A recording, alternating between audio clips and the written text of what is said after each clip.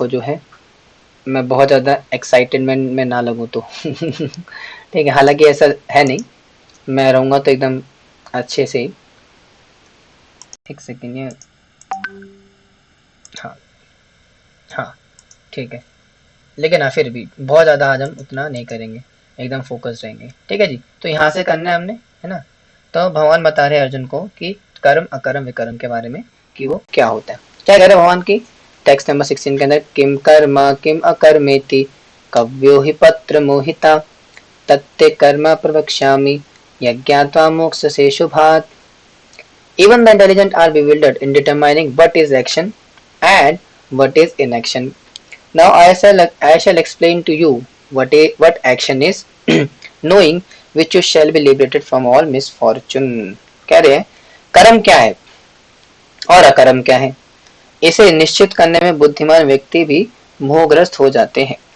अतः मैं तुमको बताऊंगा कि कर्म क्या है, जिसे जानकर तुम्हें सारे अशुभों से मुक्त हो सकोगे। तो ये भगवान ने बताया किस प्रकार से जो है कर्म, अकर्म, विकर्म, ये जो तीन चीजें होती है, एक बुद्धिमान व्यक्ति भी इसको समझ पाने में मोहित हो जाता है। कव्यो ही पत्र मोहिता, वो भी समझ नहीं पाता कि वास्तव में कर्म, अकर्म, विकर्म क्या होते हैं। लेकिन भगवान कह रहे हैं कि भैया मैं बताऊंगा तुम्हें अर्जुन, मैं तुम्हें बताऊंगा कि कर्म क्या है, विकर्म क्या है, अकर्म क्या है। और यदि तुम इस चीज को जान जाओगे, यदि तुम इस चीज को समझ जाओगे कॉन्सेप्ट को कि कर्म, अकर्म, विकर्म क्या होते हैं, तो उससे फायदा क्या होगा, आपका क्या होगा, मोक्ष से सुभात। जो सारे अशुभ है, उन सारे अशुभों से आपको मुक्ति प्राप्त होगी, उन सारे अशुभों से आपको छुटकारा मिलेगा। तो लेट्स सी कि भगवान क्या बताते हैं अर्जुन को कि वो चीजें क्या होती हैं। तो सबसे पहले भगवान बता रहे हैं कि एक इम्पोर्टेंट पॉइंट क्या बता रहे हैं कि कर्मणो यापि बोद्धव्यम बोद्धव्यम च विकर्मणा अकर्मणश्च बोद्धव्यम गहना कर्मणो गति। आई थिंक किसी माता जी ने क्वेश्चन पूछा था मुझसे क्लास के दौरान, आपको याद आ जाएगा अभी। The intricacies of action are very hard to understand. Therefore, one should know properly what action is, what forbidden action is, and what inaction is. भगवान बता रहे कि कर्म की बारीकियों को समझना अत्यंत कठिन है। अतः मनुष्यों को चाहिए कि वह ये कठिन से ठीक से जाने कि कर्म क्या है, विकर्म क्या है और अकर्म क्या है। यानी कि भगवान साफ साफ बता रहे हैं कि इस बात में जल्दबाजी मत करो, आलस मत करो। आलस करोगे कि हाँ कर्म, अकर्म, विकर्म क्या, छोड़ो ना प्रभु जी, क्या इतना पढ़ना, क्या इतना दिमाग लगाना, माला करनी है ना, ला माला पकड़ो हाथ में, माला कर लेते बैठ करके, इतना क्या पढ़ेंगे, अकर्म विकर्म ये धूम धड़ाका क्या है सब। तो भगवान कह रहे नहीं भैया समझना पड़ेगा, है ना। इसको करने के बारीकियां, इसकी जो इंट्रिकेसीज है, इसकी जो बारीकियां समझना पड़ेगा। जब तक इसकी बारीकियां नहीं समझोगे ना, आप कर्मणों के जो बंधन है उसमें फंसे रह जाओगे। तो चलिए थोड़ा जानने का प्रयास करते हैं ये होता क्या है। तो अगर आपने नोट्स बना रहे हो कॉपी लेकर के, तो आप मार्क कर सकते हो तीन टर्म्स, कर्म, अकर्म और विकर्म। कर्म क्या होते हैं, कर्म का बेसिकली मतलब होता है एक्शन। अभी 14 चैप्टर के अंदर, 14 नहीं, 14 है, कौन सा है 14 या 17 में से किसी चैप्टर के अंदर आएगा, जिसमें किस बात का जिक्र आएगा कि किस प्रकार से जो है क्या था, एक सेकंड मेरे को याद करने दो। कर्म ना, हाँ 13 चैप्टर में आएगा। 13 चैप्टर की शुरुआत में ही आता है, 13 या 14 एग्जैक्टली मुझे याद करना पड़ेगा। उसमें 5 चीजों के बारे में आता है कि कर्म क्या है, निष्का क्या बोलते हैं क्या होते हैं 5 चीजें, कौन कौन सी होती हैं, कि परमेश्वर क्या है, प्रकृति क्या है, कर्म क्या है, देवता क्या है, ऐसे ना, किम कर्म किम अकर्मेति, है ना। ऐसे करके 5 क्वेश्चन पूछते हैं अर्जुन कि कर्म क्या है, विकर्म, ये सब चीजें क्या है। तो उसमें आता है कर्म के विषय में कि कर्म क्या होता है, आत्मा का स्वभाव, यानी कि अपने स्वभाव के हिसाब से व्यक्ति जो कर्म करता है संसार के अंदर, वो जो एक्शन करता है उसको कर्म कहा जाता है। एग्जाम्पल के लिए, अगर मैं रोज सुबह उठ करके ऑफिस जाता हूँ, रेडी स्टडी होकर के, नाश्ता करके, जो कर्म करने के लिए जाता हूँ, जो एक्शन परफॉर्म करने के लिए जाता हूँ, वो कर्म है बेसिकली। अब कर्म सकाम है, निष्काम है, अभी उसको भूल जाओ, वो बात की बात है। पहले समझो कर्म, यानी कि भगवान बता रहे कि पहले कर्मों को समझो कि कर्म क्या होते हैं। तो कर्म क्या होते हैं, एनी एक्शन, आप किसी प्रकार का कोई एक्शन करो उसको कर्म कहा जाता है, पहली चीज। फिर क्या आता है, अकर्म। अकर्म का मतलब होता है एक्शन ना करना, अपने नियत कर्मों का ना करना। एग्जाम्पल के लिए, अगर आप एक जिम्मेदार पति, मतलब आपकी नई नई शादी हुई है, ठीक है, और आपके घर में आपकी पत्नी आई नहीं नहीं शादी होकर के, तो as a husband as a man आपकी रिस्पॉन्सिबिलिटी बनती है कि उनकी टेक केयर करना और उनको हर प्रकार से फैसिलिटी प्रोवाइड करना ताकि वो सुख से रह सके और भक्ति कर सके। लेकिन आपने बोला नहीं भैया नहीं, ये पता नहीं कहाँ से मेरे मत्थे पड़ गई है, मैंने तो सोचा था कि बहुत अच्छी पत्नी मिलेगी, ये तो खून चूसू एक नंबर की ये वो, और कहाँ मैं इस चक्कर में फंस गया ना, गाना गा रहे हो घर में बैठ करके गीत, शादी करके फंस गया यार अच्छा खासा था कवारा, और शादी के 10 दिन बाद ही बोल रहे भैया मैं छोड़ रहा हूँ घर बार, जा रहा हूँ हरिद्वार। इसको बोलते हैं अकर्म, यानी कि अपने प्रिस्क्राइब ड्यूटीज को परफॉर्म ना करना।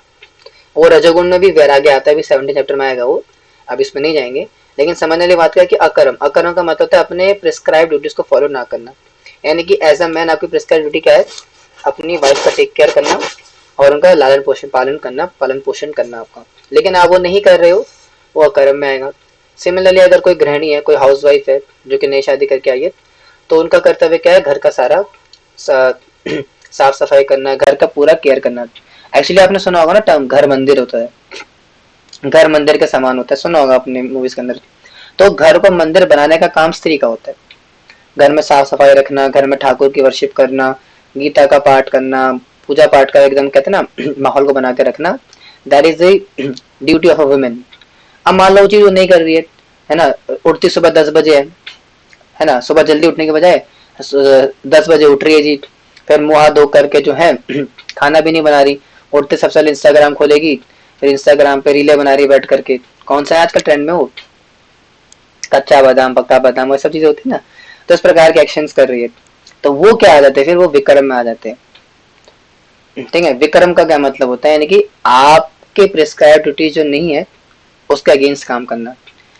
फॉर एग्जाम्पल जैसे मान लो अगर एक पुलिस वाला है, तो पुलिस वाले का काम क्या है, मुजरिम पकड़ना, कानून की रक्षा करना, लेकिन वो क्या करता है, रिश्वत लेता है, रिश्वत लेता है, लोगों के ऊपर अत्याचार करता है, तो ये क्या हो गया, उसके विक्रम हो गए, यानी कर्म तो करता है, एक्शंस तो करता है, लेकिन गलत एक्शंस करता है, अपने प्रिस्क्राइब एक्शंस के अकॉर्डिंग कार्य नहीं कर रहा, अपनी ड्यूटी फॉलो नहीं कर रहा, उसको बोलते हैं विकर्म। तो 3 प्रकार की चीजें होती है, विकर्म होते हैं, अकर्म, विकर्म और कर्म। कर्म का मतलब होता है अपने एक्शंस को परफॉर्म करना, सिंपल सी बात। अब वो सकाम भी हो सकते हैं और निष्काम भी हो सकते हैं, सकाम होंगे तो उसके कर्म के फल लगेंगे, निष्काम होंगे तो मुक्त करेगा। ठीक है, फिर क्या आता है विकर्म, विकर्म का मतलब कहता है करना ही नहीं है जी मुझे, है ना, मेरी रिस्पॉन्सिबिलिटी में फॉलो ही नहीं करूंगा, पुलिस वाला हूँ, पुलिस वाले का काम करूंगा ही नहीं, इसको क्या बोलते हैं, अकर्म। विक्रम क्या होता है, अपने स्वभाव के, अपने एक्शंस के विरुद्ध जाकर कार्य करना, पाप में कार्य, चोरी, किडनैपिंग, मर्डर करना, या मान लो अगर ये नहीं भी कर रहे हो तो आपका स्वभाव क्या, बाहर जाके कार्य करना, आपकी प्रिस्क्राइब ड्यूटीज को नेगलेक्ट करके कोई भारी काम करना, उसको बोलते हैं विक्रम। थोड़ा कॉम्प्लिकेटेड समझना इसको, लेकिन भाव ने बोला ना पे बारीकियां समझनी पड़ेगी इसकी, इसलिए ट्राई टू अंडरस्टैंड कि होता क्या है। समझ में आया, कर्म, विकर्म, अकर्म क्या होते हैं, अंडरस्टैंड, समझ में आ गया सभी को। इसके संबंध में अगर कोई डाउट होगा तो मुझसे क्लास करने में जरूर पूछेगा कि वास्तव में कर्म, अकर्म, विकर्म क्या होता है, नहीं तो आप उसको थोड़ा और गहराई से पढ़ना चाहो तो बुक से पढ़ सकते हो, बहुत ही इसको समझना जरूरी है। भाव ने बोला ना आप इसकी बारीकियां समझना जरूरी है, तभी वो चीज क्लियर होगी। आगे बढ़ते आगे भवन क्या है कि कर्मण्या कर्मयाश पश्चित कर्माणि च कर्मया स बुद्धिमान मनुष्येषु सा युक्ता कृत्स्न कर्मकृत। One who sees in action, in action, and action, in action is intelligent among men, and he is in the transcendental position, although engaged in all sort of activities. बड़ी इंपॉर्टेंट बात भगवान यहाँ पे कह रहे हैं कि जो मनुष्य कर्म में अकर्म और अकर्म में कर्म देखता है वह सभी मनुष्यों में बुद्धिमान है और सब प्रकार के कर्मों में प्रवृत्त रह करके भी दिव्य स्थिति में रहता है। आप यहाँ पे क्या बोल रहे हैं, यानी कि ऐसा व्यक्ति बड़ा बुद्धिमान है, कैसा, जो कि एक्शन में इनएक्शन दिखता है और इनएक्शन में एक्शन दिखता है। आप बोलेंगे प्रभु जी आपने तो कंफ्यूज कर दिया, यानी कि कर्म में विकर्म दिखने हैं और विकर्म में कर्म दिख, सॉरी अकर्म में कर्म दिखना है और कर्म में अकर्म दिखना है, ऐसा कैसे हो सकता है। अभी तो आपने बोला कि कर्म का मतलब क्या होता है, सम एक्टिविटी, और अकर्म का मतलब एक्टिविटी ना करना। तो भैया अगर कोई अकर्म कर रहा है तो उसमें कर्म कैसे देख सकते हैं हम, और अगर कोई कर्म कर रहा है तो उसमें अकर्म कैसे देख सकते हैं। इंटरेस्टिंग है, मुश्किल है थोड़ा समझना, क्या बोलते हो? अरे बाप रे, इतना मुश्किल है। ठीक है, थोड़ा इजी करते हैं, आपको एग्जाम्पल देते हैं। पहला एग्जाम्पल देते हैं कर्म में अकर्म का। कर्म में अकर्म यानी कि कर्म कर रहा है लेकिन अकर्म है, कर्म काउंट नहीं होगा। इसका मतलब क्या है? इसका मतलब है कृष्ण भावनामित कर्म या निष्काम कर्म, जिसके कर्म का फल नहीं लगता, उसको बोलेंगे कर्म में अकर्म। यानी कि एग्जाम्पल के लिए मान लो कि कोई व्यक्ति गीता पढ़ा है मेरी तरह, तो ये क्या हो गया? कर्म में अकर्म हो गया। यानी कि मैं कर्म कर रहा हूँ, नजर आ रहा है, बैठा हूँ कुर्सी के ऊपर, बोल रहा हूँ, किताब खुली पड़ी है, आप सुन रहे हो, इस मैंने कि मैं कर्म कर रहा हूँ कोई ना कोई, लेकिन ये क्या काउंट होगा? कर्म में अकर्म। यानी कि कर्म तो कर रहा हूँ लेकिन ये अकर्म है क्योंकि इसका कोई फल नहीं मिलेगा,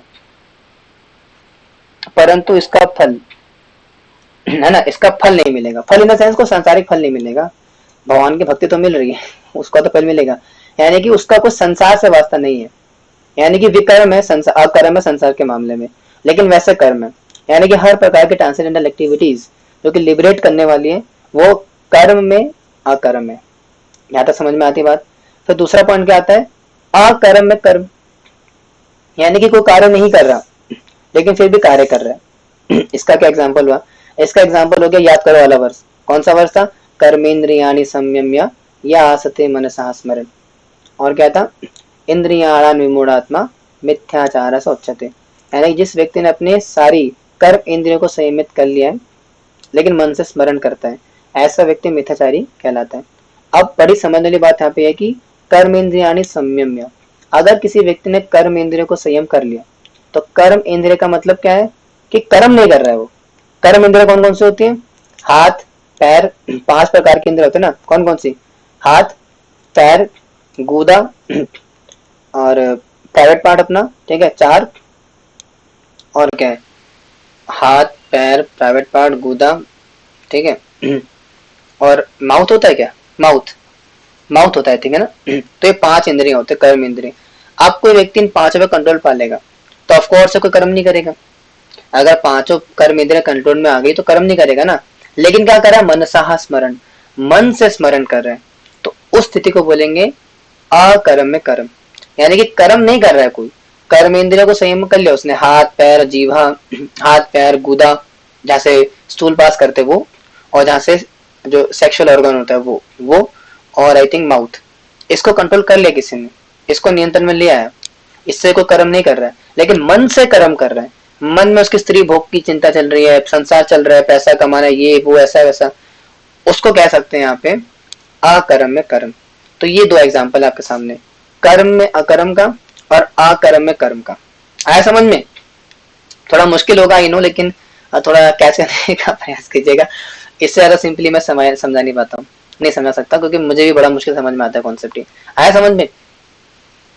आया ना? कर्म में अकर्म और अकर्म में कर्म, इसको रोज कैसे सकते हैं? क्या कह रहे? इसको रोज कैसे सकते, रोज कैसे कर सकते बोल रहे होंगे ना आप, ऐसा? ठीक है, तो ये समझ में आते बात, आगे बढ़ेंगे। आगे भगवान क्या कह रहे हैं? आगे कह रहे हैं यस्य सर्वे समारंभा काम संकल्प वर्जिता ज्ञान अग्निदग्ध कर्माणम तमाहु पंडितम बुधा। One who is understood to be full of knowledge, whose every endeavor is devoid of desires for sense gratification. He is said by sages to be a worker for whom the reactions of work have been burped up by the fire of perfect knowledge. कह रहे हैं जिस व्यक्ति का प्रत्येक प्रयास इंद्र तृप्ति की कामना से रहित होता है उसे पूर्ण ज्ञानी समझना चाहिए। उसे ही साधु पुरुष एवं ऐसा कर्ता कहते हैं जो जिसने पूर्ण ज्ञान के अग्नि में कर्म फलों का भस्मात कर दिया। यानी कि यहाँ पे समझाने का प्रयास है कि वास्तविक किस भावना से कर्म करना है। याद करो चैप्टर नंबर 3, चैप्टर नंबर 3 में क्या बोला था भगवान ने कि भैया ना ही कश्चित क्षणमपि, यानी कि ऐसा कोई क्षण ही नहीं है कि कोई व्यक्ति कर्म करे बिना रह सकते, है ना। यानी कि कर्म तो करना पड़ेगा, कर्म करना पड़ता ही है, यानी कि शरीर यात्रा पे एटलीस्ट शरीर को मेंटेन करने के तो कर्म करना पड़ेगा। तो उसके इसमें अभी यहाँ पे क्या बता रहे हैं कि ज्ञान अग्निदग्ध कर्माणम, यानी कि ऐसा ज्ञानी व्यक्ति जो कि कर्म तो करता है लेकिन जिसने अपनी ज्ञान की अग्नि यानी कि शास्त्रिक इंजंक्शंस को पढ़ करके ज्ञान के नॉलेज के दम पर, अपने नॉलेज की पोटेंसी से, नॉलेज की शक्ति से अपने सारे कर्मों का त्याग कर दिया, जला दिया। यानी कि कर्म जलाने का मतलब क्या है, कर्म के फलों को जला दिया। कर्म तो करेगा अभी भी, क्यों करेगा, अपने शरीर को मेंटेन करने के लिए कर्म करेगा, लेकिन अपने ज्ञान की अग्नि से क्या करा उसने, कर्म के फलों को नष्ट कर दिया। क्योंकि उसको समझ में आ गया भैया इस पूरे संसार की प्रकृति किस प्रकार से कार्य करती है, इसलिए वो क्या करेगा, अपने ज्ञान, अपने कल्टीवेशन ऑफ नॉलेज से, अपने ज्ञान के अनुशीलन से क्या करेगा, संसार की प्रकृति को, सॉरी, संसार में जो हम कर्म करते हैं, यानी कि शरीर को मेंटेन करने के लिए जो कर्म कर रहे हैं, उसके फल को भी वो क्या करेगा, ज्ञान के अग्नि से जला देगा। और इसके अतिरिक्त जो भारी सांसारिक क्रम कर्तव्य है, यानी कि शरीर, अभी भगवान आगे बोलेंगे भी, शरीर के अलावा, यानी कि शरीर के अलावा जो कर्म है वो भी नहीं कर रहा, तो ऐसा व्यक्ति क्या है, तमाहु पंडितम बुधा, बहुत ही बुद्धिमान है, इंटेलिजेंट है वो व्यक्ति जिसने अपने समस्त कर्मों के फलों को जला दिया है ज्ञान की मदद से, ज्ञान की अग्नि में। ठीक है।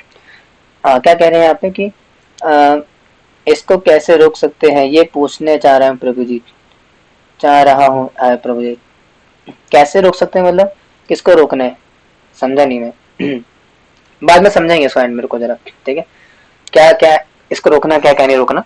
समझ में आ रहा है, थोड़ा मुश्किल तो नहीं हो रहा है क्लास आज की, थोड़ी है, थोड़ा सर के ऊपर से तो नहीं जा रहा है, ऐसा तो नहीं हो रहा कि मतलब प्रभु जी क्या आपने भी शुरू कर दिया सब, अग्नि वग्नि, ये कर्म अकर्म, क्या थोड़ा मुश्किल तो नहीं हो गया, आई नो थोड़ा हो गया होगा, है ना, थोड़ा सा बोरिंग हो गया होगा। क्या कह रहे हैं, एक सेकेंड, लेट मी सी, कह रहे कि यस मुश्किल तो है, हाँ मुश्किल तो है ही, नहीं, नो, आप लोग इंटेलिजेंट होंगे प्रभु, फिर साहिल प्रभु, पूर्वा माता प्रभु, आप जो भी हो, तो आप लोग काफी इंटेलिजेंट होंगे फिर। हमने तो पूरा, हमारे जो उसके ऊपर क्लास होती है, तो पूरा प्रभु जी का दिमाग खा लिया था। हमारी भक्ति शास्त्री में हमारे 3 घंटे क्लास होगा जितने भक्ति शास्त्री के अंदर, हम तो पूरा दिमाग खा गए थे प्रभु जी का, प्रभु जी ये बताओ वो बताओ, ऐसा बताओ ऐसा बताओ। खासकर ये वाला जो कॉन्सेप्ट है ना, ये जो पिछला वाला वर्ष है, कर्मणा, कौन सा वाला है, कर्मणया कर्मया पश्चित, इस क्वेश्चन, इस पर्टिकुलर श्लोक के अंदर तो हमने 10 से 12 क्वेश्चन पूछे थे। हमने इतने क्वेश्चन आए थे। अगर आपको प्रूफ चाहिए तो यूट्यूब में वीडियो मिल जाएगी आपको, अगर आप यूट्यूब टाइप करोगे ना, Bhakti Shastri course ISKCON youth forum Punjabi Bagh, his grace Raghunath Prabhu ji, तो उसमें आपको हमारे वीडियो मिल जाएंगे भक्ति शास्त्री के। उसमें मैं भी हूँ क्लास में। यूट्यूब पे पढ़ी है वीडियो, तो उसमें वाला वर्ष देखिए आप, चैप्टर 4 का। इतने क्वेश्चन पूछे, खास करके मैंने तो बहुत पूछे थे, क्योंकि मेरे को थोड़ा समझ में कॉन्सेप्ट कम आ रहा था, ये क्या लिखा है इसके अंदर, एक कर्म और कर्म, तो हमने समझा था इसको अच्छे से उस समय। तभी आज पढ़ा पा रहे हैं। पहले प्रभु जी कैंप में समझा है, I was student of Gita कष्ट प्रभु जी, हाँ। हमने भक्ति शास्त्र में समझा था इसको, तो तब समझा था, लेकिन अभी तक याद है, भवानी कृपा है। लेकिन क्योंकि उस समय अच्छे से समझा था, एकदम मन लगा करके समझ में आया, तो समझा रहे आज, इसलिए आपको भी समझा रहा हूँ। इस पॉइंट को स्किप नहीं करना, बोरिंग समझ करके, मुश्किल समझ करके स्किप नहीं करना। ये समझ में नहीं आएगा तो फिर फायदा नहीं गीता पढ़ने। ठीक है, तो इसलिए आलस नहीं करना है ना, समझना है। इसलिए महाप्रभु ने भी आदेश दिया, हमें क्या आदेश दिया कि सिद्धांत बलिया चित्ता न करे है आलस, इहाते कृष्णा लगे सुदृढ़ मानस, है ना, कि यानी कि सुदृढ़ मानस कौन सा है, जो कि शास्त्र में दिए गए कंट्रोवर्शियल, जो आपस में appealing to be contradictory statements हैं, उसके ऊपर चर्चा करने में घबराता नहीं है, उसको समझने का प्रयास करता है, उसके ऊपर निष्कर्ष विचार विमर्श करने का प्रयास करता है। तो इसलिए आपको भी क्या करना है, इन कॉन्सेप्ट को समझना अच्छे से कि अच्छा ये क्या होता है, कर्म अकर्म क्या है, विकर्म क्या है, इसको यहाँ पे कैसे इम्प्लाई करना है, अच्छा ये क्या होता है, कर्म अकर्म क्या है, कर्म अकर्म क्या होते हैं, थोड़ा समझना पड़ेगा। ऐसा कोई, मैंने पहले बताया आपको, मैंने आपको कोर्स के स्टार्टिंग में बताया था कि ये कोई राम कथा नहीं हो रही यहाँ पे, कि आप आगे जी बैठ करके लुंगी पहन करके, धोती पहन करके, है ना, और बैठ गए जी आकर के, चलो भैया बाबा जी कथा सुनाओ, मजा आ जाए जी, कुछ रोंगटा खड़े कर देना, कुछ सुनाओ, तो ये वहाँ पे ये चीज नहीं हो रही यहाँ पे। It's a proper routine class. Prabhu ji कोई और एग्जांपल दे के सिंपल करो, यही समझना है मेरे को प्रभु। यही एक मात्र एग्जांपल है, फिट होता है यहाँ पे, और क्या एग्जांपल हो सकता है, और कुछ नहीं। बेसिकली समझने का प्रयास है करना है यहाँ पे। अकर्म विकर्म का मतलब ये है कि आपने तारे जमीन पे देखा होगा ना, तारे जमीन पर, उसमें क्या बोलता था कि कभी कभी कुछ होता है वो नहीं होता, लेकिन जो होता है वो नहीं होता। देखा अपना डायलॉग, इसमें होता है ना, और उसमें जो उसका टीचर पूछता है अवस्थी से कि ये कविता सुनाओ, है ना, जीवन जल का पानी है, ऐसा है ना कुछ की, कोयल कू करती है, ये वो सुना होगा आपने डायलॉग है ना, यूट्यूब पे है वो। तो उसमें क्या बोलता है, ईशान से बोलता है, ईशान बेटा तो उसका कहानी का मतलब बता। तो क्या बोलता है कि जो होता है वो नहीं होता है, और जो होता है जो नहीं होता वो कभी कभी होता है। तो कुछ ऐसा यहाँ पे भी हिसाब किताब इसे थोड़ा मुश्किल है सूक्ष्म समझना, इसलिए थोड़ा बुद्धि लगा के समझना पड़ेगा। मैंने तो मूवी नहीं देखी, हाँ फिर तो समझ में नहीं आएगा प्रभु, ठीक है। लेकिन मैंने जो समझाया, मेरी मूवी तो देखी ना आपने, उससे समझ जाए ना। ठीक है आगे बढ़ेंगे, वो बहुत हो गया। कहने का तात्पर्य था थोड़ा स्टूडेंट एटीट्यूड लेकर के आओ, थोड़ा दिमाग को खोल के रखो यहाँ पे। आगे वन कह रहे तत्व कर्म फल संज्ञा नित्य तृप्तो निराशया कर्म नैयाभि प्रवृत्त्योपि नैव किंचित् करोति सम abandoning all attachment to the results of his activities, ever satisfied and independent, he performs no fruitive action, although engaged in all kinds of undertakings. कह रहे हैं अपने कर्म फलों की सारी आसक्ति को त्याग कर सदैव संतुष्ट तथा स्वतंत्र रहकर वह सभी प्रकार के कार्यों में व्यस्त रहकर के भी कोई सकाम कर्म में नहीं करता। कौन व्यक्ति, जो कि ज्ञान अग्निदत्त, जिसने अपने सारे कर्मों के फलों को ज्ञान में जला दिया, ऐसा व्यक्ति सारे प्रकार के कर्म फिर भी करता हुआ नजर आएगा आपको, लेकिन कर्मों के फलों से रहित होगा। बोलेंगे प्रभु जी बड़े कमाल की बात है, यानी कि सारे कर्म कर रहे हैं लेकिन फिर भी कर्म के फल से आसक्ति कैसी है उसकी, क्योंकि ज्ञान, ये जो ज्ञान की अग्नि है ना, उसमें उसने सारे कर्म को जला दिया। इसका मतलब क्या समझना जरूरी है, यानी कि उसने ज्ञान को अर्जित करके ये समझ लिया है भैया कि वास्तविक कार्य क्या होते हैं। अर्जुन के साथ भी ऐसे होने वाला है। अर्जुन अभी क्या थे, इससे पहले चैप्टर सेकंड स्टार्ट होने से पहले अज्ञान में थे, वर्ण संकर आ जाएगा है ना, स्त्रियां दूषित हो जाएंगी, और क्या क्या क्या बोला था, मैं कैसे मार सकता हूँ इन सबको, करुणा आ रही थी, पाप लगेगा, इस सारी बात हो रही थी ना, ये सब क्या था, अज्ञान था। अब जब अर्जुन को भगवान ने ज्ञान दिया, इस गीता का ज्ञान दिया, तो इस ज्ञान की शक्ति से, इस ज्ञान को अर्जित करने के बाद अर्जुन क्या करेंगे, इस ज्ञान के अग्नि में सारे कर्म को जला करके निष्काम कर्म करते युद्ध करेंगे। और भगवान भी समझाने का प्रयास करें कि जिस व्यक्ति ने ज्ञान को कल्टीवेट करा ना, उस ज्ञान की शक्ति से सारे कर्मों को जला के राख कर देता है। और ऐसा व्यक्ति जिसने ज्ञान के बल पर ज्ञान को संचित करके, ज्ञान को अर्जित करके अपने सारे कर्मों को जला दिया, कर्मों के फलों को जला दिया, ऐसा व्यक्ति भले ही कर्म करता हुआ नजर आ रहा हो, लेकिन कर्मों के फलों से मुक्त रहता है, सकाम कर्मों के फलों से मुक्त रहता है, क्योंकि वो निष्काम कर्म में लगा रहता है। बेसिकली घुमा फिरा के अगर एक शब्द में बोला जाए तो निष्काम कर्म, क्योंकि निष्काम कर्म ज्ञान में होते हैं, कोई अज्ञानी व्यक्ति निष्काम कर्म नहीं कर सकता। यानी कि निष्काम कर्म योगी ज्ञान करता, ज्ञान में रहता है, ज्ञान को अर्जित करने के बाद निष्काम कर्म करता है, और ज्ञान को संचित करने के बाद जब वो कर्म करेगा, यानी कि निष्काम कर्म करेगा, तो कर्मों के फलों से आसक्ति से मुक्त हो जाएगा। तो basically the root point is निष्काम कर्म, याद रखना। गीता का सबसे मेन पार्ट है ना, जो मेन जो कहते जड़ है, वो निष्काम कर्म है, और सारा कुछ घुमा फिरा करके वो निष्काम कर्म योग, उस पर आगे बात टिक जाती है, क्योंकि पूरी गीता का आधार ही हुई है। क्योंकि पूरी भगवत गीता खत्म होने के बाद अर्जुन भी क्या करने वाले, निष्काम कर्म योग, युद्ध करेंगे ना। ऐसा तो है नहीं कि वो माला पकड़ के बैठे हुए हरे कृष्णा करके बैठ करके, या जो संन्यास लेकर के अंदर सांस करें, नहीं, ये पूरी गीता सुनने के बाद भी कर्म करेंगे, वो युद्ध करेंगे। तो ऐसे व्यक्ति क्या है, वो निष्काम कर्मयोगी, अर्जुन को भी भगवान को बनाना चाहते हैं। तो वही समझाने का प्रयास करे भगवान यहाँ पे अर्जुन को भी, ज्ञान के अग्नि से क्या करते हैं, सारे कर्मों को जला के रख कर देते हैं। आगे बढ़ते हैं। आगे भगवान कह रहे कि निराशीर्यद चित्तात्मा तक्त सर्व परिग्रह शारीरम केवलम कर्म कुर्वन्नपि न लिप्यते किल्बिषम। तो ये वाला वर्ष था वाला जो मैं कह रहा था आपको। Such a man of understanding acts with mind and intelligence perfectly controlled, gives up all senses of proprietorship over his possessions and acts only for the bare necessities of life. Thus working he is not affected by sinful reactions. तो ये कारण होता है उसका। ऐसा ज्ञानी पुरुष पूर्ण रूपेण से संयमित मन तथा बुद्धि से कार्य करता है, अपनी संपत्ति के सारे स्वामित्व को त्याग देता है और केवल शरीर निर्वाह के लिए कार्य करता है। इस तरह कार्य करता हुआ भी वह पाप रूपी फलों से प्रभावित नहीं होता। ज्ञान आ गया ना, यानी ज्ञान के अग्नि में क्या करता है, सारे कर्मों को जला कर राख कर देता है, और ऐसा व्यक्ति कार्य करता हुआ नहीं होता, उस कर्मों से फलों से मुक्त होते हैं। और भगवान बोल रहे हैं ऐसा क्यों, क्योंकि वो ज्ञान के माध्यम से क्या करता है, अपने मन और बुद्धि को संयमित कर लेता है, कंट्रोल में कर लेता है, और अपने मन और क्या बोलेंगे बुद्धि को ज्ञान के माध्यम से कंट्रोल करके जब वो निष्काम कर्म करता है और क्या करता है, स्वामित्व की भावना को त्याग देता है, यानी कि ये मेरा है, ये घर मेरा है, ये संपत्ति मेरी है, ये कर्म के फल मेरे हैं। यानी कि स्वामित्व की भावना को त्यागने के बाद जा करके जब व्यक्ति कर्म करता है, और कैसे कर्म करता है, केवल शरीर निर्वाह के लिए, यानी कि सिर्फ बॉडीली मेंटेनेंस के लिए कार्य करता है। जितना खाने की जरूरत है उतना खाएगा, जितना पानी की जरूरत है उतना पिएगा, बस सिर्फ शरीर निर्वाह करने के लिए कार्य करता है, तब जा करके व्यक्ति पाप से मुक्त होता है। थोड़ा लंबा कॉन्सेप्ट है, अब समझ में आया। यानी कि पाप से मुक्त कैसे हो सकता है वो व्यक्ति, ज्ञान अग्नि, यानी ज्ञान का अनुशीलन करते हैं, और ज्ञान के अनुशीलन से क्या करता है, अपने सारे कर्मों के फलों को जला के भस्म कर देता है, लेकिन फिर भी कर्म तो करता ही है।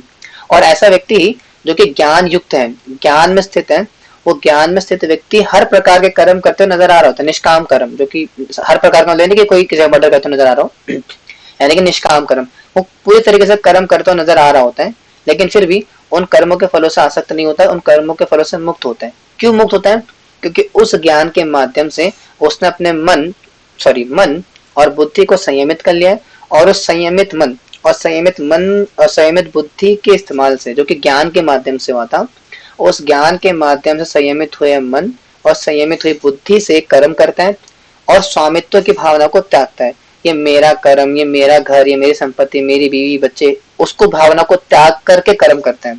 और कौन से कर्म करता है, केवल शरीर को मेंटेन करने के लिए, शरीर निर्वाह के लिए कार्य करता है, तब जा करके व्यक्ति क्या होता है, पाप से मुक्त होते हैं। आए समझ? तो बोलेंगे प्रभु जी आप ना आज तो क्लीन बोल कर दिया हमें। आपने तो प्रभु जी इतनी बड़ी बातें बोल दी, हम तो सोच के आए थे अच्छे बच्चों की तरह कि आएंगे भाई, थोड़ा गीता वीता सुनेंगे, थोड़ा है क्लास वास सुन के जाएंगे। आपने तो पूरा हिला ही दिया आज, इतना फिलोसफी ये वो, भैया कर्म वरम ज्ञान जला दिया, किसको भस्म कर दिया, हमें भस्म कर दिया प्रभु जी आपने तो। भाई मैं क्या करूँ, गीता है कॉम्प्लिकेटेड, तो उसमें हम क्या कर सकते हैं, फिलोसफी संबंध आसान तो नहीं है। Prabhu ji can Goswami be example of this concept. कौन सा कॉन्सेप्ट, पूरा बताओ, ऐसे हम रैंडमली नहीं बोल सकते, कौन सा कॉन्सेप्ट कहना चाहते हो। यही सब तो पसंद है प्रभु जी। तो फिर आप बहुत ही इंटेलिजेंट होंगे माता जी, फिर हम तो इतने इंटेलिजेंट नहीं थे, हमें तो बड़ी मुश्किल से समझ में आई चीजें। ठीक है जी, समझ में आ रहा है, थोड़ा मुश्किल है लेकिन आ रहा है समझ में। आगे बढ़ते, आगे भगवान क्या कह रहे हैं, आगे आ रहे कि यदृशालाभ संतुष्टो द्वंद्वतीतो विमत्सरा समासिद्धावसिद्धो च कृत्वापि न निबध्यते। He who is satisfied with gain which comes of its own accord, who is free from duality and does not envy, who is steady in both success and failure, is never entangled all the performing actions। तो ये होता है उसके साथ, जो स्वतः होने वाले लाभ से संतुष्ट रहता है, जो द्वंद्व से मुक्त है और ईर्ष्या नहीं करता, जो सफलता तथा असफलता दोनों में स्थिर रहता है, वह कर्म करता हुआ भी कर्म में बनता नहीं है। यानी ज्ञान के अग्नि से पहले तो कर्म चला दे अपने, और कर्म किस प्रकार से करता है, शरीर निर्वाह के लिए कार्य करता है, और जो लाभ में संतुष्ट है, यानी कि अगर किसी भी प्रकार का कर्म करता है व्यक्ति और उसमें जो लाभ आ रहा है ऑटोमेटिकली उसमें संतुष्ट रहता है, ठीक है भैया इट्स ऑल राइट, जितना आ गया उतना आ गया, और द्वंद्व में नहीं फंसता। यानी कि उस कर्म को हासिल करने के लिए कर्म करते समय द्वंद्व में नहीं फंसता कि यार वो ऐसा मैं ऐसा क्यों, उसके पास तो इतनी खूबसूरत पत्नी है मेरे पास क्यों नहीं है ना, उसकी पत्नी तो इतना अच्छा खाना बनाती है, मेरी पत्नी सारा खाना जला देती है, जला हुआ खाना पड़ता है। तो इस द्वंद्व में नहीं फंसता वो, ठीक है, इस चक्कर में नहीं फंसता। और क्या है, ईर्ष्या नहीं करता, वो एनवी नहीं करता कि यार उसका घर देख यार 4 BHK अपार्टमेंट है, हम तो झोपड़ी में रहते हैं, यहाँ पर हमारे घर का पेंट भी तो साफ नहीं है, दीवार में क्रैक लगी पड़ी है, मकड़ी के जाले लगे पड़े हैं, छज्जा भी टूट रहा है ऊपर से, पानी टपकता है ऊपर, उसका घर देखो यार, है ना, क्या बोलेंगे मार्बल फ्लोरिंग है, और एकदम क्या बोलेंगे व्हाइट सीमेंट लगा रखा है उसने, तो क्या बोलेंगे प्लास्टिक पेंट लगा रखे है, और क्या क्या होता है कि एमराल्ड की ऐसा कुछ होता है ना, जो भी चीज होती है, तो ईर्ष्या नहीं करता। ठीक है भैया, उसका अपना जगह मेरी अपनी जगह, है ना, उसको अगर इंद्रलोक की अप्सरा मिली, है ना, उसको अगर हेमा मालिनी मिली, सॉरी उसको अगर माधुरी दीक्षित मिली तो कोई बात नहीं, हमारे जूही चावला बहुत है ना, तो संतोष रहता है। हालांकि चाणक्य पंडित बोलते हैं बात को, चाणक्य पंडित बोलते हैं कि 4 चीजों को लेकर के संतोष रहना चाहिए। वो 4 चीजें कौन कौन सी है, एक second, then what is the difference between duality and envy. अच्छा क्वेश्चन, इसको आने पूछेंगे, डिस्कस करेंगे। ये क्वेश्चन सारे नोट कर रहा हूँ, आपको क्लास के आने बताते हैं। तो कह रहे हैं यहाँ पर, क्या कह रहे हैं, चाणक्य पंडित कह रहे हैं कि 4 चीजों को लेकर के संतुष्ट रहना चाहिए। वो 4 चीजें कौन सी है, पहला धन, जितना पैसा आ गया, संतुष्ट रहो, खुश रहो, अच्छे से रहो। दूसरा क्या है, पत्नी। ठीक है, पत्नी को लेकर संतुष्ट रहना चाहिए। जैसी मिली अपने पैरात से मिली, अच्छी बुरी क्या फर्क पड़ता है, मिल गई, टेढ़ी है पर मेरी है ना। और क्या है एक सेकेंड उल्टा बोल दिया मैंने, ज्ञान को लेकर के संतुष्ट, सॉरी, धन को लेकर के, पत्नी को लेकर के, और क्या है, खाने पीने को लेकर के, जितना खाने को मिल गया उतना मिल गया। और कुछ चीजें ऐसी होती है जो कि संतुष्ट नहीं होना चाहिए, जैसे ज्ञान को लेकर के संतुष्ट होना चाहिए, भजन को लेकर के संतुष्ट होना चाहिए। तो वैसे ही व्यक्ति क्या है, सफलता असफलता में बैलेंस रहता है, द्वंद्व में नहीं फंसता, ईर्ष्या नहीं करता। ऐसा व्यक्ति क्या होता है, कर्म करते हुए कर्मों के बंधन से नहीं बंधता। चलो ठीक है, आपका क्वेश्चन ले लेते फिर ना, क्यों आगे क्लिक क्यों टालना, से क्या पता बाद में कोई और क्वेश्चन आ जाए। तो कह रहे हैं यहाँ पे, Prabhu ji can Goswamis be example of this. इसको पहले बताना पड़ेगा आपने किस चीज का, ठीक है। ये सब तो डीप नॉलेज मिलती है इन सबसे, और दूसरों के लिए ये भावना आती है कि उनके अंदर भी कृष्ण है। अच्छा, अच्छी बात है। Then what is the difference between duality and envy. Duality में क्या अंतर है और एनवी में क्या अंतर, ज्यादा अंतर तो नहीं वैसे, ठीक है, ड्युअलिटी में और एनवी में, लेकिन थोड़ा सूक्ष्म है, समझना पड़ेगा। जैसे मान लेते हैं कि आपके एक पड़ोस में एक नई भाभी जी आई, ठीक है, भाभी जी पड़ोस में आई, और और आपने देखा भैया थोड़ी सी दिखने में अच्छी खासी है, ठीक है। अब क्या होगा, मान लीजिए आपके पति जो है अब आपसे ज्यादा टेंशन पड़ोसन को देने लगे, आते जाते मिलते हैं, हरे कृष्णा बोलते, हरे कृष्णा, है ना। हालांकि मन में कोई मैल नहीं है उनके उतना ज्यादा, लेकिन थोड़ा बहुत बातचीत ज्यादा हो रही है। तो उस समय मन में जो आती है उस स्त्री के प्रति, उसको बोलते हैं ईर्ष्या। यानी कि वो इतनी सुंदर क्यों है, उसके प्रति इतना आकर्षित क्यों लोग होते हैं। तो यानी कि अपने आप को जब कंपेयर करे दूसरे से, तो उसको बोलते हैं ईर्ष्या।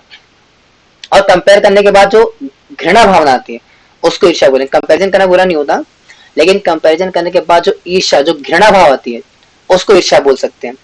और ईर्ष्या के भी दो विभाग होते हैं, ईर्ष्या और द्वेष। यानी किसी के प्रति जो घृणा होती है, घृणा का एक्सपेंशन है ठीक है, घृणा का एक्सपेंशन होता है दो प्रकार से, ईर्ष्या और द्वेष। ईर्ष्या में और द्वेष में क्या अंतर होता है, ईर्ष्या का मतलब होता है जैसे मान लीजिए मेरे पास 100 रुपए है और सामने वाले पार्टी के पास भी 100 रुपए है। तो द्वेष का मतलब क्या होता है कि सॉरी 110 रुपए, ठीक है। तो द्वेष का मतलब होता है कि मेरे पास 100 रुपए है, उसके पास 110 रुपए क्यों है। यानी कि किसी के पास मुझसे ज्यादा हो जाना वो द्वेष हो गया उससे। और ईर्ष्या क्या होती है, ईर्ष्या ज्यादा खतरनाक होती है। ईर्ष्या का मतलब होता है कि मान लो मेरे पास 200 रुपए पड़े और उसके पास 100 रुपए है, हालांकि मेरे पास ज्यादा है, लेकिन मेरे पास ज्यादा होने के बावजूद भी उसके पास 100 रुपए क्यों है, इसको बोलते हैं ईर्ष्या। यानी कि उसके पास कुछ भी अच्छा हो जाए, वो उसके प्रति घृणा भाव ईर्ष्या हो जाती है। द्वेष में क्या होता है, द्वेष में क्या होता है, हाँ मेरे पास भी है लेकिन उसके पास ज्यादा क्यों है, उसको बोलते द्वेष। लेकिन ईर्ष्या में क्या होता है, उसके पास होने नहीं चाहिए, वो व्यक्ति मुझे पसंद ही नहीं है, भले ही मेरे पास ज्यादा है ना, मेरे पास 200 रुपए उसका 100 रुपए, लेकिन वो व्यक्ति का 100 रुपए भी क्यों है, इसको बोलते ईर्ष्या। जैसे कि दुर्योधन के अंदर थी, है ना, दुर्योधन का साम्राज्य ज्यादा था, पांडव के पास क्या था, हस्तिनापुर, सॉरी खांडाप्रस्थ था, और इसके पास क्या था, दुर्योधन के पास हस्तिनापुर था। लेकिन फिर भी क्या थी, ईर्ष्या थी कि उनके पास क्यों है, वो भी क्यों है उनके पास, छीन लो उनसे वो भी, इसको बोलते ईर्ष्या। और डुअलिटी क्या होती है, डुअलिटी क्या होती है बेसिकली दोगला स्वभाव। यानी कि एग्जांपल लेते हैं आप, जैसे मान लीजिए कि हाँ आप रास्ते में गए और रास्ते में जाकर के आपने किसी व्यक्ति को बोला कि ना आप ना भगवान का भजन करो, तो भगवान भजन करने के लिए बोला, तो वो क्या बोलेगा कि भाई हम तो बड़े पापी व्यक्ति है, हम क्या भगवान का भजन करेंगे, हमसे ना हो पाएगा।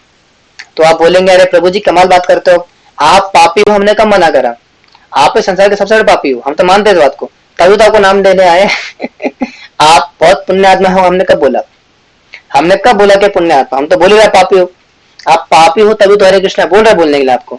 अगर आप शुद्ध आत्मा होते तो आपको क्यों बोलते हरे नाम लेने के लिए ना। तो ऐसा बोलना चाहिए लोगों को। तो क्या बोलना चाहिए, भैया पापी हो मैं मानता हूँ, इस बात में मुझे रत्ती भर भी डाउट नहीं है, मैं 100% श्योर हूँ क्या पापी हो, इसलिए कह रहा हूँ नाम लो। फिर बोलेगा नहीं नहीं मैं तो बहुत पापी हूँ, मैं नाम नहीं ले सकता हूँ।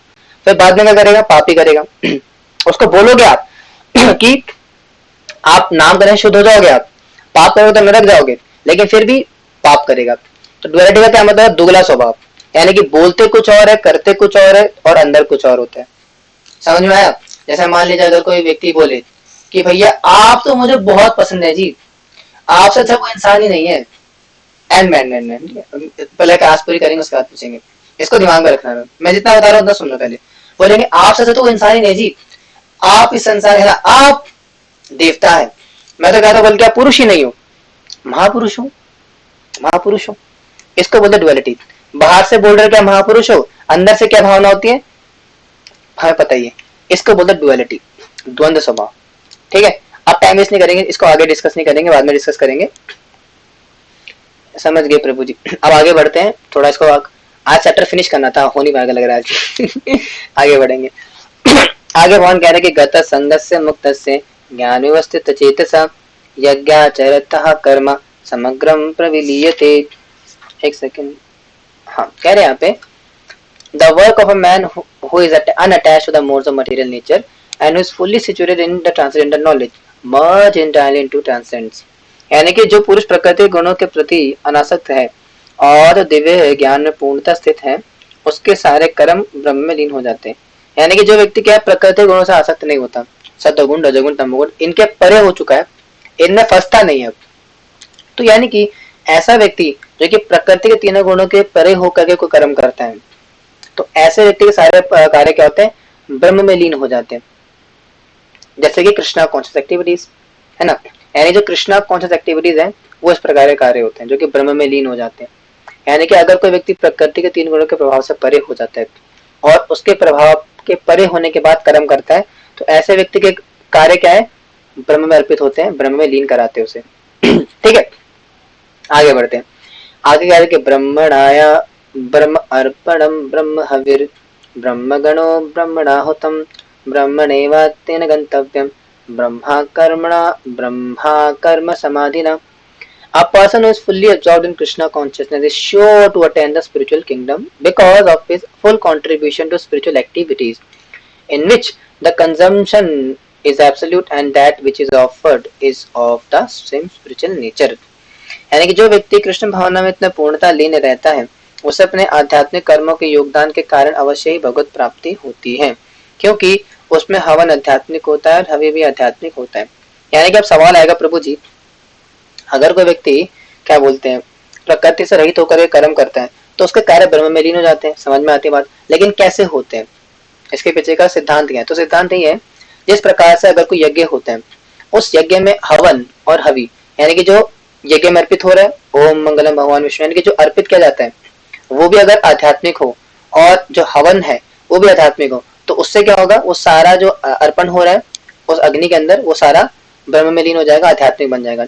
एग्जाम्पल के लिए जैसे मान लो अगर एक बहुत बड़ी काली सी दीवार है, अब एक काली सी दीवार पे मैं अगर काले पेन से लिखूं काला, तो क्या होगा, कुछ नजर नहीं आएगा। क्यों? क्योंकि दीवार भी काली है, मेरा पेन भी काला है और मैंने लिखा भी काला है, तो काला काला काला काला उसमें नजर ही नहीं आएगा, है ना, क्योंकि सब कुछ ही काला उसके अंदर। उसी प्रकार से जिस प्रकार से यज्ञ में अर्पित करने वाला हवि वो भी आध्यात्मिक है और जो हवन हो रहा है वो भी आध्यात्मिक है, तो दोनों ही आध्यात्मिक होने की वजह से क्या होता है, जो कर्म होते हैं वो स्पिरिचुअलाइज हो जाते हैं। जैसे मान लो कृष्णा कॉन्शियस एक्टिविटीज, अब कृष्णा कॉन्शियस एक्टिविटीज होती हैं तो उसमें जो अर्पण कर रहे हैं, जैसे गीता में पढ़ा रहा हूँ यहाँ पे, तो ये क्या है, आध्यात्मिक है ना, भगवद गीता क्या आध्यात्मिक है, तो ये जो कर्म मैं कर रहा हूँ ये भी आध्यात्मिक है।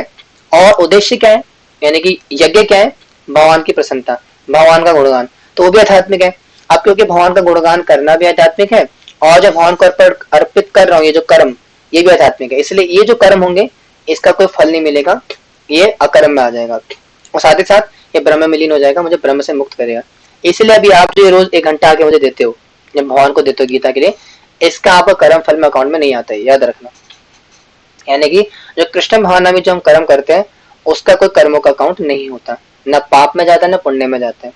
ठीक है जी, तो ये बड़ा इंपॉर्टेंट है। क्यों? क्योंकि उसमें हवन भी क्या है, आध्यात्मिक है और हवि भी आध्यात्मिक होता है।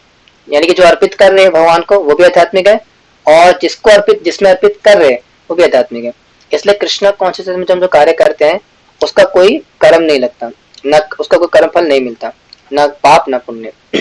वेरी इंटरेस्टिंग है ना। आगे बढ़ते हैं। आगे भगवान कह रहे हैं कि देवमेवा परे यज्ञम योगिना पर्युपासते ब्रह्मा ज्ञानावा परे यज्ञम यज्ञेनावोपजूयति। Some yogis perfectly worship the demigods by offering different sacrifices to them, and some offer sacrifices in the supreme fire of the supreme Brahman. कह रहे हैं यहाँ पे कि कुछ योगी विभिन्न प्रकार के यज्ञों द्वारा देवताओं की भली भांति पूजा करते हैं और कुछ परम ब्रह्म रूपी अग्नि में आहुति डालते हैं। यानी कि अब उपासना भी अलग अलग प्रकार से होती है। आप कुछ लोग क्या करते हैं, देवी देवताओं की उपासना करके करने का प्रयास करते हैं ना, देवी देवताओं की उपासना करके क्या करते हैं, अलग अलग इच्छाओं की पूर्ति के लिए अलग अलग प्रकार के करेंगे, सेक्रीफाइस करेंगे। और कुछ लोग क्या करते हैं, डायरेक्टली परम ब्रह्म की उपासना करते हैं, निराकार की उपासना करते हैं। अब दोनों प्रकार के जो वर्शिप है अलग अलग चैप्टर्स में आने वाली है, और भगवान 17 चैप्टर के अंदर बताएंगे भी आसुरी उपासना क्या होती है। भगवान से पूछेंगे Arjun, Arjun will ask question from Krishna कि प्रभु कि लोग जो है प्रकृति के 3 गुणों के हिसाब से किस प्रकार से उपासना होती है, सतोगुणी उपासना क्या होती है, रजोगुणी उपासना क्या होती है और तमोगुणी उपासना क्या होती है। तो उसमें भगवान बताएंगे सतोगुणी उपासना देवताओं के अंतर्गत आती है। तो वैसे ही यहाँ पे बता रहे हैं कि कुछ लोग क्या करते हैं, डायरेक्टली ब्रह्म में लीन करते हैं अपने आप को, यानी कि पर ब्रह्म की ओर आगे बढ़ते हैं, और कुछ लोग क्या करते हैं, देवताओं की उपासना करके उनकी पूजा इत्यादि करते हैं। और इन दोनों की चर्चा भी आगे चैप्टर्स में आएगी, तो हम डिस्कस करेंगे इनको डिटेल में। आगे बढ़ते हैं। आगे कह रहे हैं कि श्रोत्रादीनिन्द्रियाण्यन्य अन्य संयमाग्निषु जुयते शब्दादीन् अन्य इंद्रियाग्निषु जुहति। Some, the unadulterated brahmacharis, sacrifice the hearing process and the senses in the fire of material, mental control. And others, the regulated householders, sacrifice the objects of the senses in the fire of senses.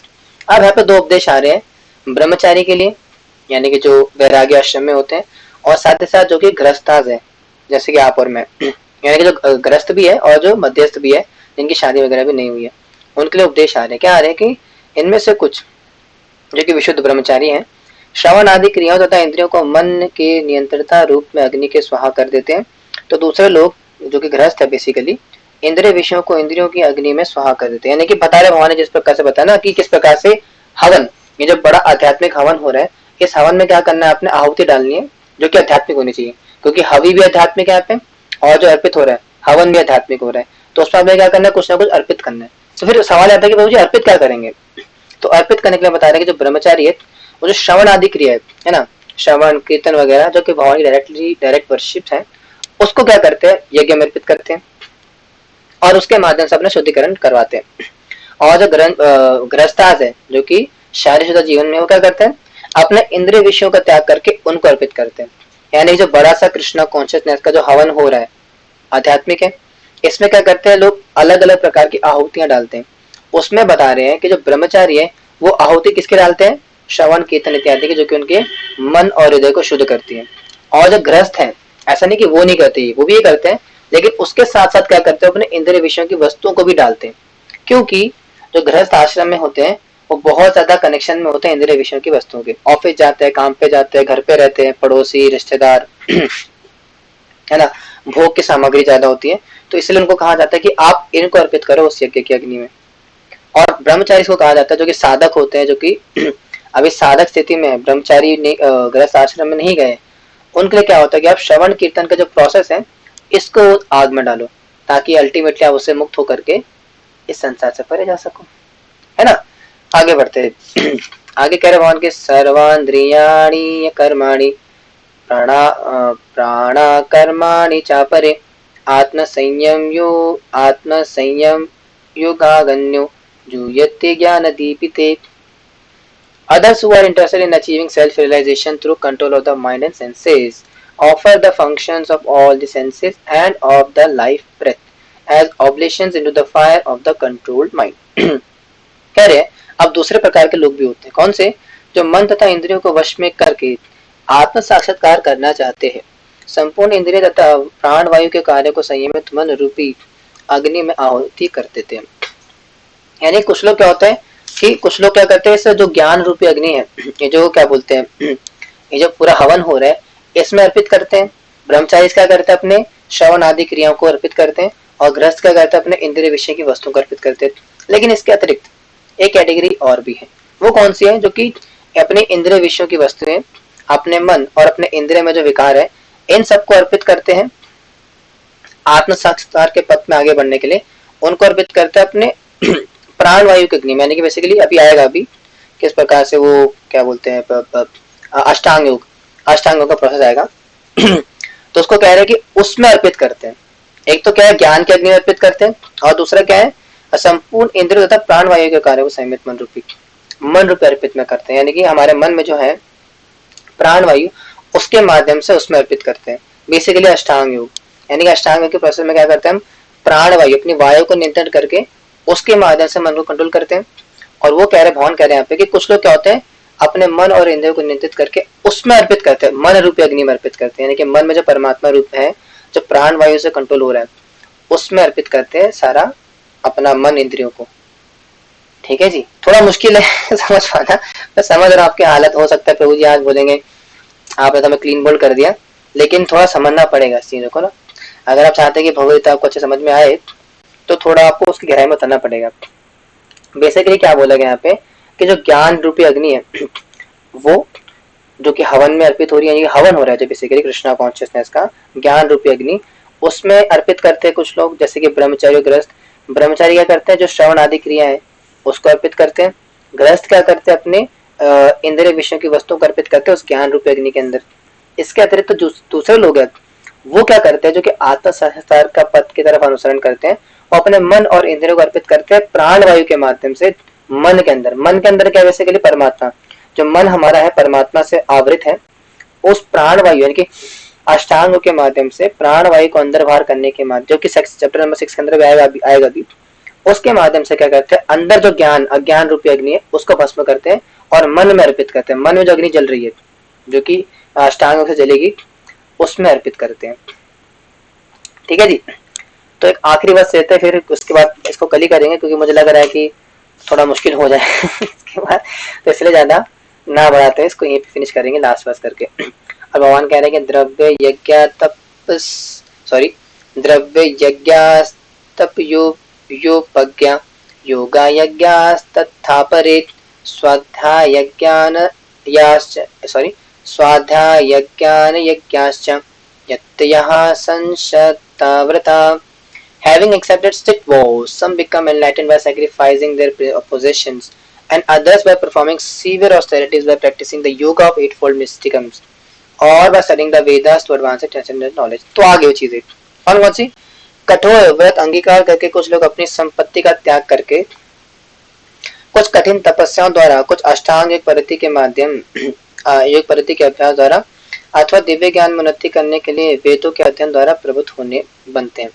जैसे कि मैंने बताया कि कुछ लोग क्या करते हैं ज्ञान की अग्नि अर्पित करते हैं और कुछ लोग अष्टांग योग के माध्यम से प्राण वायु के कंट्रोल करके उसमें अर्पित करते हैं।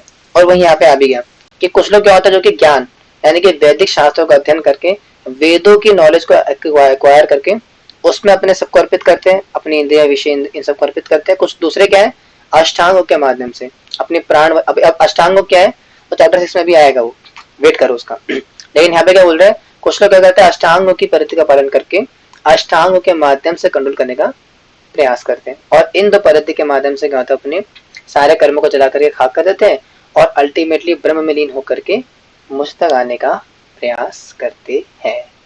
ठीक है, हरे कृष्णा, श्रील प्रभुपाद की जय, भगवत गीता की जय, आप सभी भक्तों की